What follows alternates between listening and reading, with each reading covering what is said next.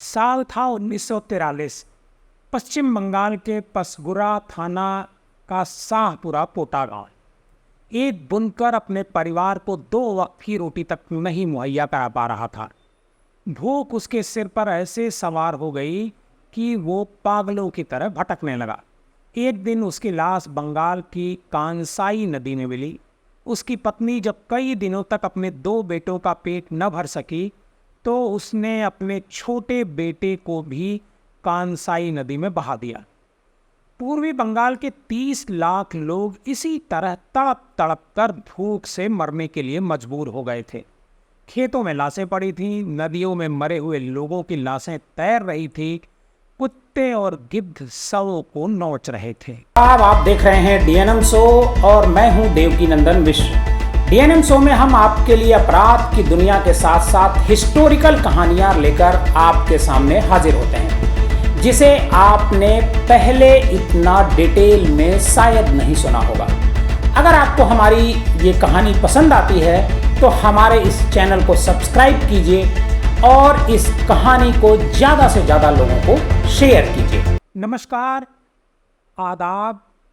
आज के DNM show में हम स्वतंत्रता दिवस के मौके पर आपको एक ऐसी भयावह कहानी बताएंगे अंग्रेजी शासन की, जो से सुनकर आपके रोंगटे खड़े हो जाएंगे।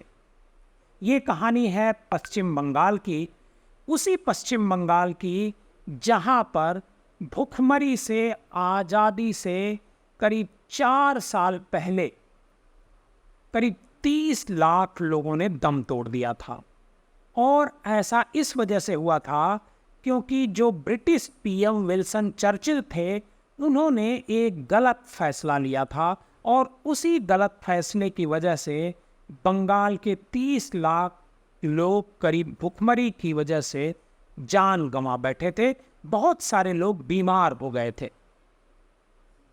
ऐसा माना जाता है कि भारत में सब कुछ उस समय के ब्रिटिश पीएम विल्सन चर्चिल के एक गलत फैसले से हुआ। दिसंबर 1941 में जापानी सेना ने ब्रिटिश उपनिवेश सिंगापुर और बर्मा पर कब्जे के लिए हमला किया। अगले 5 महीने तक जंग चली और मई 1942 में जापानी सेना ने दोनों ही जगहों को जीत लिया। इसके बाद जापान की सेना भारत की ओर बढ़ी। जल्द ही अंडमान और निकोबार द्वीप समूह पर भी जापानी के सैनिकों ने कब्जा कर लिया।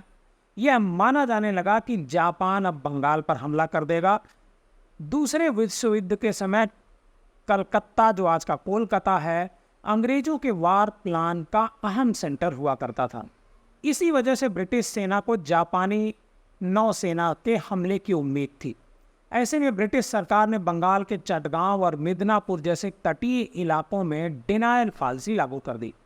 ऐसा माना जाता है कि अंग्रेजों की इसी पॉलिसी की वजह से बंगाल में भुखमरी की शुरुआत हुई।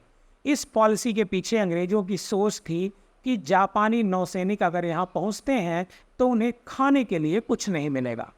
बंगाल के उस समय के सीएम फजलुल हक ने अंग्रेज सरकार की इस पॉलिसी की आलोचना भी की और सबके लिए दाल भात का नारा उस समय दिया।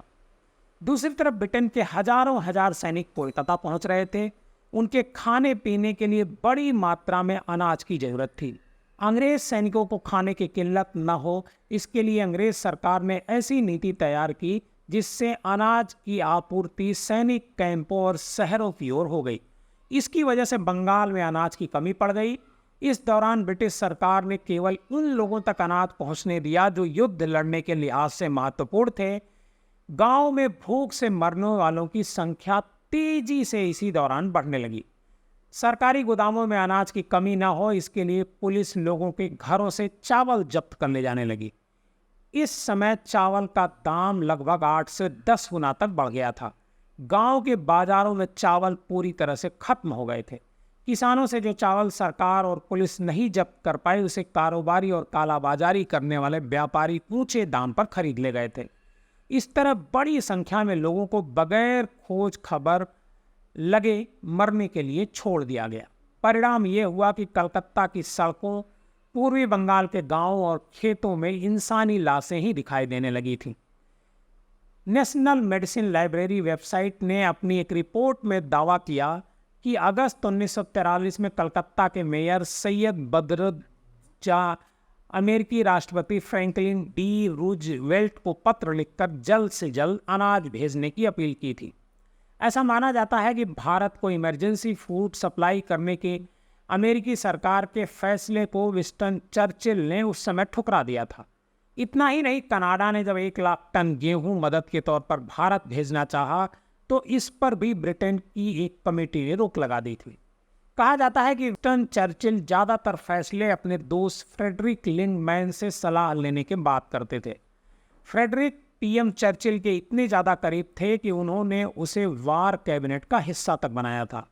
इतना ही नहीं, फ्रेडरिक ने अलग अलग मुद्दों पर सलाह देते हुए 2000 से ज़्यादा मेमो चर्चिल को लिखे थे। इनमें से एक भारत में भूख से मर रहे लोगों के लिए अनाज नहीं भेजने को लेकर भी था। चर्चिल ने भारत के सरकारी गोदामों में जमा अतिरिक्त अनाज को भी श्रीलंका में तैनात अंग्रेजी सैनिकों के लिए भेजने का आदेश दिया था। जब ऑस्ट्रेलिया से चलकर गेहूं से भरे जहाज भारतीय बंदरगाहों पर पहुंचे तो अंग्रेज अधिकारियों ने इस जहाज को यहां से सीधे मध्य पूर्व की तरफ भेज दिया था। 1943 में ब्रिटिश पीएम चर्चिल के बयानों और नीतियों से भी ऐसा लग रहा था कि उन्हें बंगाल में भूख से मर रहे लोगों की चिंता नहीं थी। मार्च 1943 में से अक्टूबर 1943 तक किसी को भी अकाल पर रिपोर्ट करने की अनुमति नहीं थी। लेकिन उस समय के स्टेट्समैन अखबार के संपादक इयान स्टीफेंस ने कलकत्ता की गलियों और सड़कों पर पड़ी लाशों की तस्वीरें छापकर अकाल की डरावनी तस्वीरों को दिखाने की कोशिश भी की थी। इसके करीब 6 महीने बाद ब्रिटिश संसद ने यह स्वीकार किया कि बंगाल विनाशकारी अकाल की चपेट में है। आप सभी को स्वतंत्रता दिवस की बहुत बहुत बधाई। अगर आपको हमारा ये वीडियो पसंद आया हो तो हमारे इस चैनल को सब्सक्राइब कीजिए और ज़्यादा से ज़्यादा लोगों को शेयर कीजिए।